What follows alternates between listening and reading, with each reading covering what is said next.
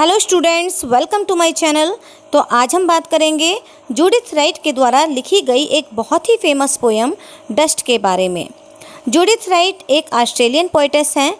इनका पूरा नाम था जूडिथ अरुंडेल राइट।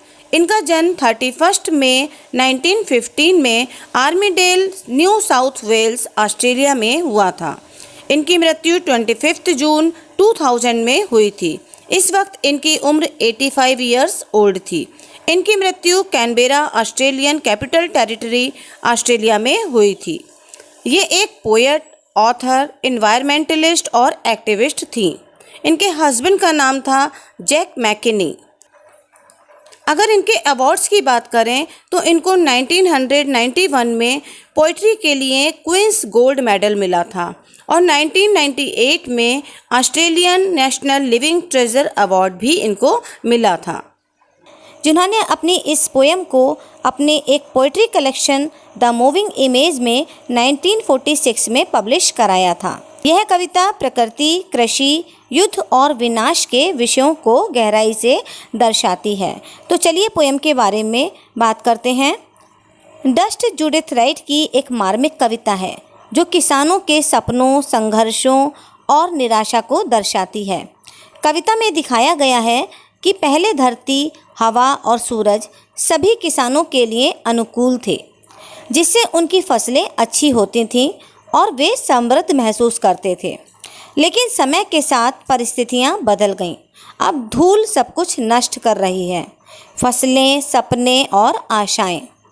कविता केवल प्राकृतिक आपदा को नहीं दर्शाती, बल्कि यह युद्ध और मानव निर्मित विनाश की ओर भी इशारा करती है, जिसने किसानों का जो भविष्य है, उनके जो बेटे हैं, उनको भी अपने चपेट में ले लिया है।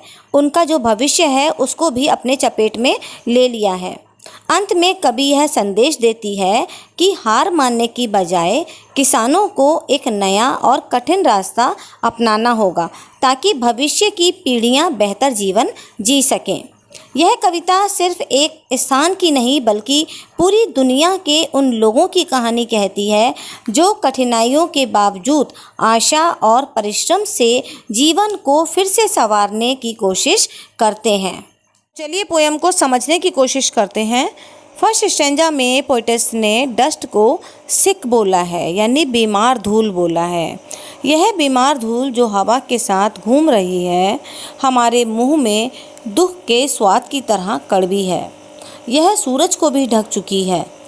अब धरती भी बंजर और शत्रु जैसी हो गई है।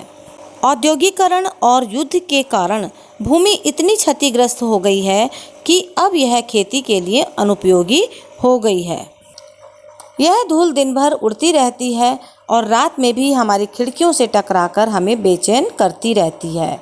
सेकंड स्टैंजा में पोएटेस कहती हैं, wind was kinder once carrying cloud. पहले हवा दयालु थी। वह बादलों को पानी के थैले की तरह अपने कंधे पर उठाकर लाती थी। सूरज भी नरम था, गेहूं को पकाता था।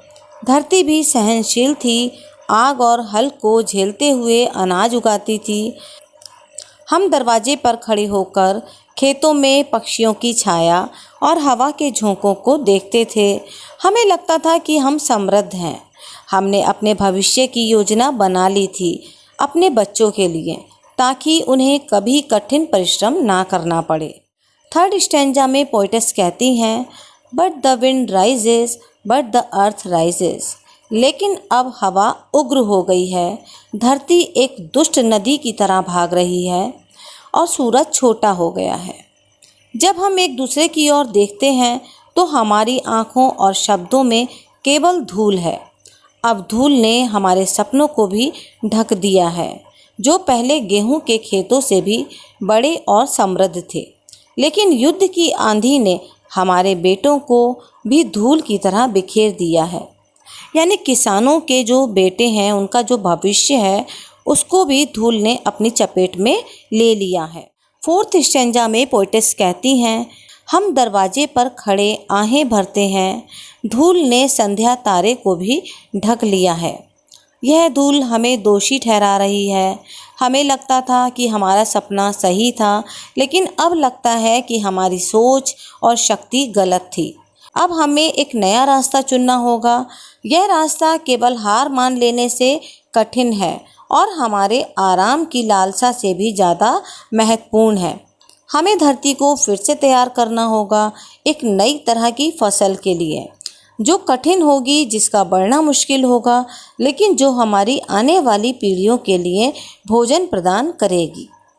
यह पोयम सिर्फ सूखा और युद्ध की पीड़ा नहीं दिखाती, बल्कि यह हमें एक संदेश भी देती है। मुश्किल समय में हमें हार नहीं माननी चाहिए। हमें एक नई राह बनानी होगी, जो कठिन तो होगी, लेकिन आने वाली पीढ़ियों के लिए फ़ायदेमंद होगी। Thanks for watching. यदि आपको ये पोयम समझ में आ गई है तो मेरे चैनल को आप सब्सक्राइब कर लें और बेल आइकन को भी प्रेस कर लें, जिससे आने वाली सभी वीडियो आप देख पाएँ। और साथ ही इस वीडियो को लाइक करें और शेयर भी करें। यदि आपको ये पोयम लाइन बाय लाइन समझनी है, इसकी एक्सप्लेनेशन आप लाइन बाय लाइन चाहते हैं, तो आप कमेंट बॉक्स में एक बार लिख दीजिएगा कि मैम एक्सप्लेन कर दीजिए लाइन बाय लाइन। तो मैं आपके लिए एक ऐसी वीडियो बना दूंगी जिसमें मैं इस पोयम को लाइन बाय लाइन एक्सप्लेन कर दूंगी। Thank you so much. मिलते हैं अगली वीडियो में।